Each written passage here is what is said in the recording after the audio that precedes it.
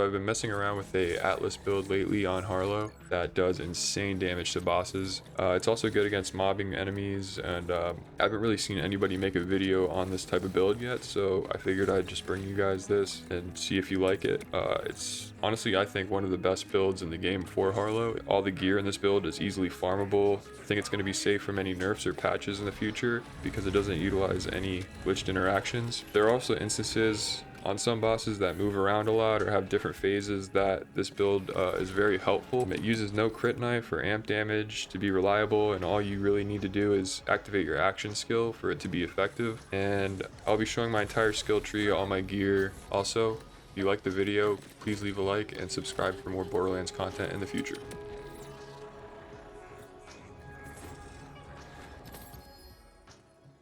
Okay, so getting into the build here.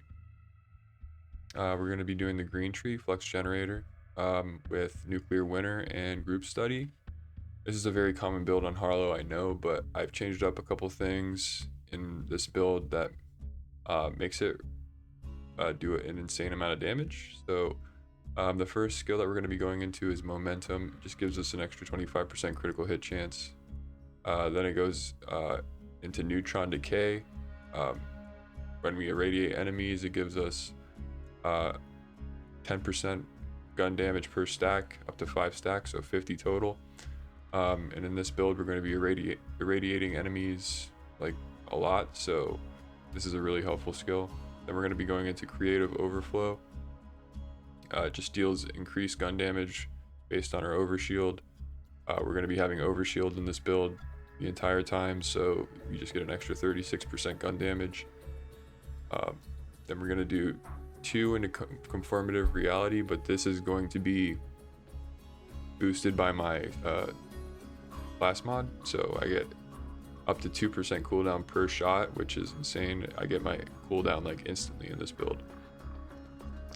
Then I go down into decoherence. It just gives me 25% bonus damage on entangled enemies. And then down into latent charge. Gives us a bonus up to 50% of damage dealt based on how much overshield she has, and in this build we're going to have overshield a lot because of how much gun damage we do to get our overshield back, which is from this skill distribution function. Based off of our damage dealt, we get 30% shield restore, and then that goes into overshield instead if our shield is full. Then we're going to be doing critical hit damage, an extra 35%, but this skill makes us crit infinitely in our action skill because of nuclear winter is dealing action skill damage, and whenever we deal action skill damage with this skill, we just automatically get critical hits. So we're going to be critical hitting constantly in this build, which is really helpful. Now in this right here, I want to put 5 into this, but right now there's a glitch with projectile speed. If you have 5 into this, it makes your projectile speed really slow, so I put 4 into this for now, but once they patch that, I would put 5 into here. And then we go down into critical funding, which gives us unlimited ammo basically when we're shooting at bosses or enemies. As long as we're just hitting bullets, we get our ammo back. This build is really good with weapons that have a lot of projectiles, which I'll be showing you now. Going into the weapons, I just use a wombo combo just for getting rid of those vile enemies because of the rockets that it shoots.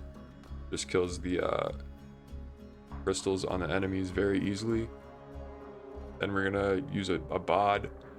This gun, in my opinion, is completely overpowered, and I think it's gonna get patched or nerfed or whatever, so I'm not trying to rely too much on this gun for this build.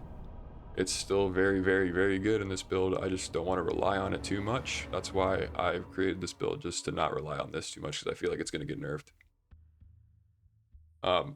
Yeah, I just use a bod. This is basically for killing mobs. But this is the main gun that you're going to be wanting in this build. These 2 guns right here. The complex root. You need to get a complex root with Atlas licensed underbarrel.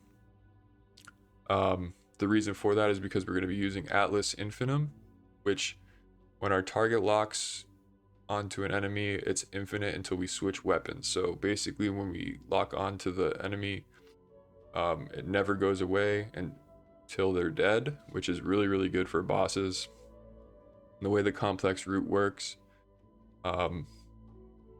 just is a boss killing machine. I'll show you how it works after I'm done showing you all my gear. But I also use a Kaoson because this also has Atlas licensed underbarrels.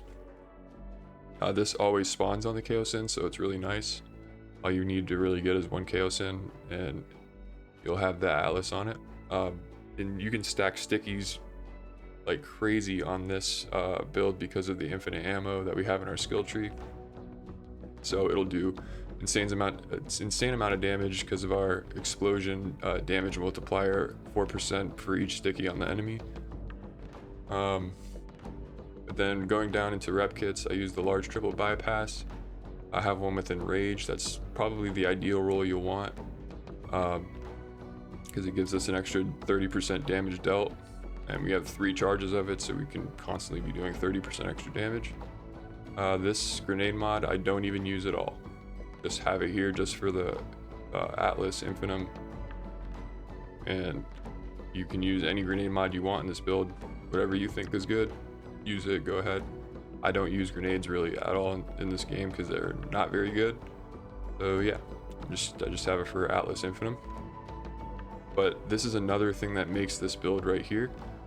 Having a enhancement with trauma bond that gives Atlas licensed parts an extra 30% damage when target lock is active, and since we have Atlas Infinum, it gives us infinite target locks until the enemy's dead. We're basically doing an extra 30% damage the entire time we're shooting the boss until they're dead. So that's very, very helpful. I was lucky enough to get one with gun damage on it. Splash damage is also good for the Kaoson because it has the torque stickies. And magazine size is alright.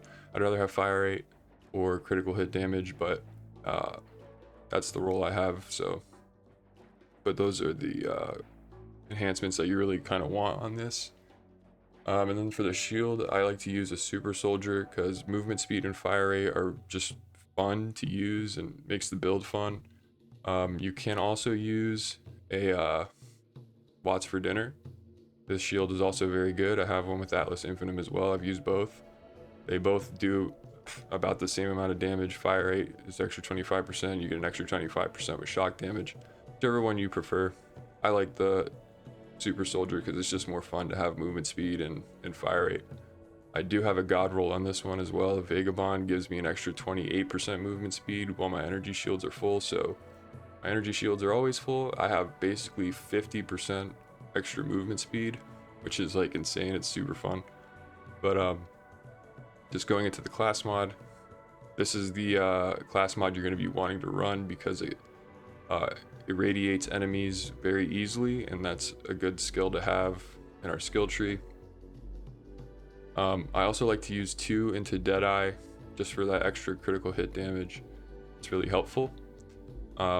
But the other reason why I like this class mod is because it rolls into confirmative reality, which gives us our action skill cooldown back really fast, and it also gives us sustained reaction, which keeps our action skill duration going every time we get a kill.